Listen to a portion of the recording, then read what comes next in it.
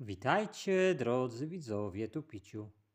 Pozdrawiam Was serdecznie i chcę Wam pokazać piękny wizerunek Matki Bożej Wielkiej Ochrony.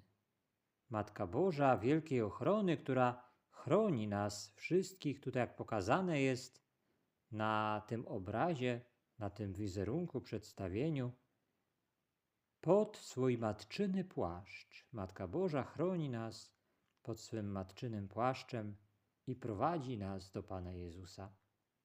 Chciałem Wam pokazać to piękne przedstawienie, drodzy widzowie, naszej niebieskiej Mamy i chcę Wam życzyć dobrego popołudnia i wieczoru sobotniego.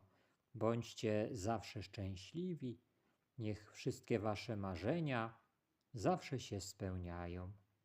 Pozdrawiam Was serdecznie, Piciu. Pa, pa.